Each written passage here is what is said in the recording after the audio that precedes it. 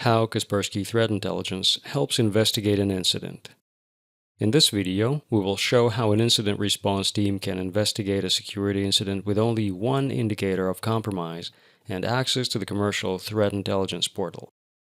In the following example, a correlation rule was triggered in the CM system, access to a malicious IP address that belongs to a botnet command center. The firewall logs also show an outbound connection from the internal network to an external malicious address.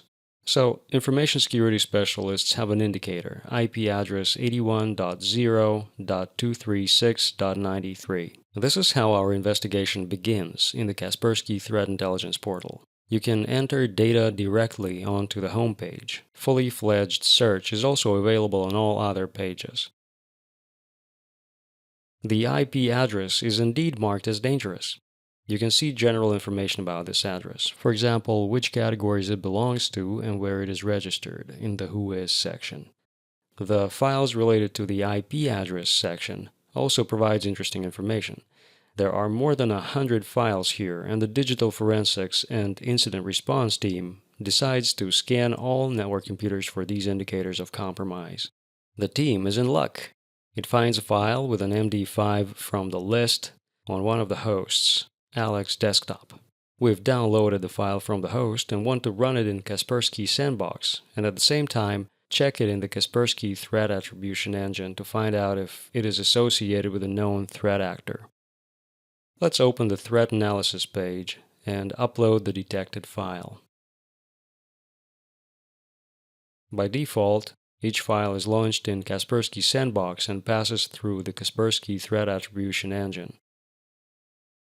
In the parameters, you can choose which operating system to launch the file in and how long the file's activity will be monitored. The default parameters are usually enough. Start the analysis and wait for it to complete.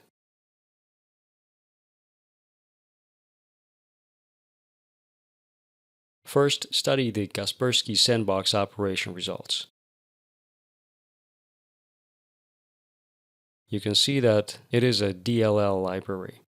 We have 9 detections, 6 suspicious activities, some extracted files, and some network activity. Detailed information is available on the respective tabs. Scroll down to the execution map to understand what's been happening in the system. The execution map shows information events along with suspicious events with various priorities, low, medium, and high.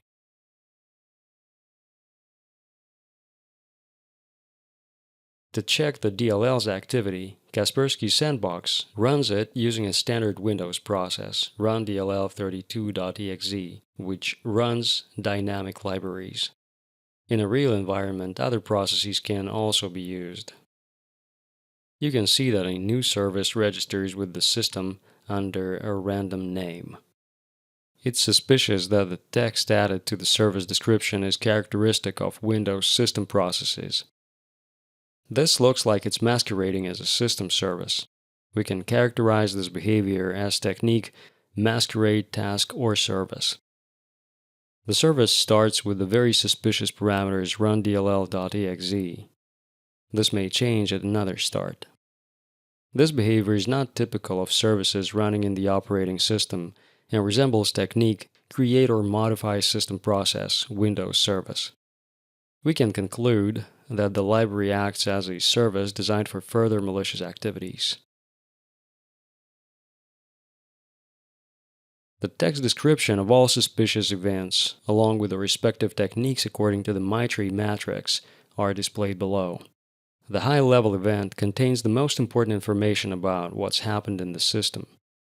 As a result, you can see that launching the file resulted in the creation of a new service with a legitimate description in the system. Also, you can see which MITRE techniques and tactics the malicious activity used. Let's go back to threat analysis and see what other information we can find out from the Kaspersky Threat Attribution Engine. File analysis shows us that 88% of the extracted lines and genotypes code samples match the lines and genotypes of the Emotet family. The table below shows the identical genotypes and code lines. Emotet is aimed at the financial sector, so we must act quickly.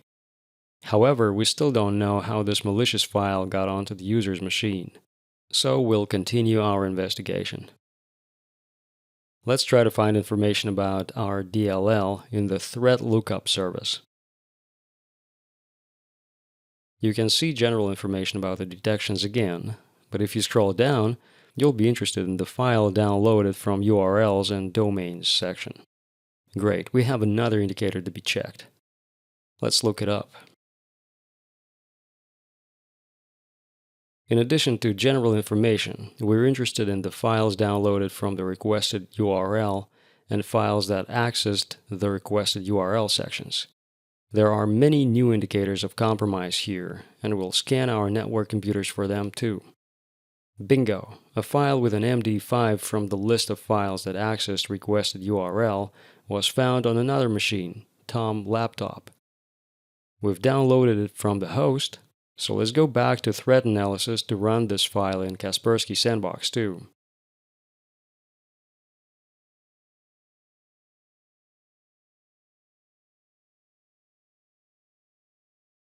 Start the analysis and wait for it to complete.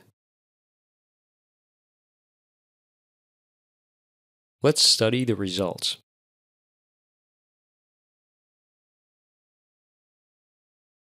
This time it's an MS Office document in XLSM format. Let's go straight to the execution map to understand what's happening in the system. Pay attention to the description of the event with a high criticality level. You can see that when the Office document opens, Windows shell starts very suspicious parameters. If you watch closely, PowerShell starts, accesses some URLs, then downloads a DLL library, saves it in the system with a random name, and then runs it using the standard Windows component rundll32.exe. The MyTree matrix tells us that T1566.001 phishing and T1204.002 user execution techniques are used here. PowerShell also uses other T1059.001 techniques, namely file download attempt from PowerShell script and PowerShell suspicious arguments. It turns out that a phishing email message was delivered to the organization, a user opened an Office document from it, and as a result, a malicious DLL ended up on the user's computer. And since the DLL was discovered on the Alex desktop machine, while the phishing email was opened on the Tom laptop computer, the malicious libraries most likely spread throughout the network. The lateral movement tactic according to the MyTree matrix. It won't be difficult for the incident response team to find other infected machines with the help of the information that the Kaspersky Threat Intelligence portal provides, and their colleagues will be able to complete the incident investigation cycle, eradicate the infection, and recover the infrastructure. Bearing in mind that the malicious file belongs to the Emotet family, let's see what other useful information the Kaspersky Threat Intelligence portal can provide. Let's look up Emotet. The Actors tab shows that group TA542 is associated with Emotet. The description tells us the group's history and shows the techniques and tactics it has used. You can also see several reports related to Emotet. Let's download and open the latest one. The report provides detailed technical information about malicious modules and infection methods. At the end of the report, there's a list of indicators of compromise, IP addresses and hashes, as well as Yara and Sigma rules for detecting their malicious activities.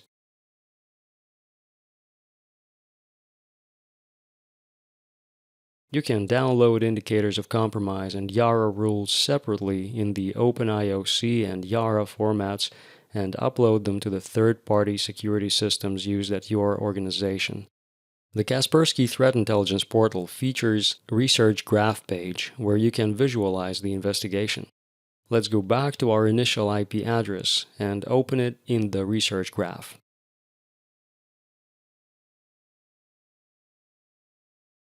Various indicators of compromise are associated with this IP address.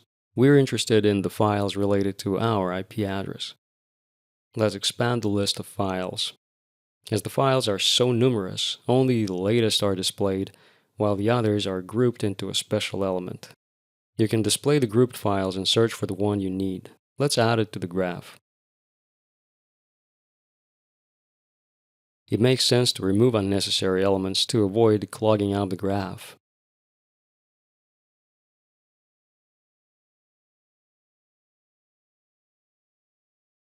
Let's proceed to our new indicator and display the associated URLs from which this file could have been downloaded. In this case, the list contains only one URL. Let's proceed with the investigation. You'll remember that this URL was accessed during the initial infection, so we're interested in the files that accessed this address. There are quite a lot of files here too, but we can search for the one we need and add it to the graph.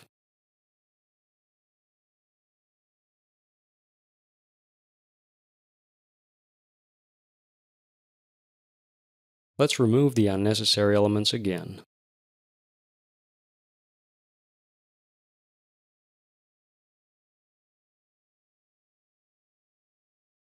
Finally, if we move on and see which URLs that file accessed, part of the graph will close. This means that these indicators of compromise are interrelated and belong to a single attack scenario. Let's remove the unnecessary elements again.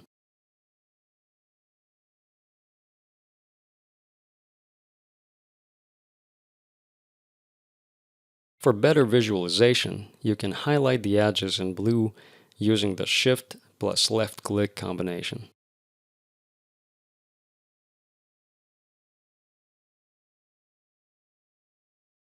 This is convenient when there are lots of nodes on the graph and you need to show a specific route. To sum it all up, if the incident response team didn't have access to Kaspersky Threat Intelligence portal, it would have taken them much longer to look for indicators of compromise, and they probably wouldn't have known where to start. When you understand who your adversaries are and what tactics and techniques they use, you can use this knowledge to prevent malware from spreading and your adversary from gaining a foothold. Time is often crucial for response, containment, and eradication.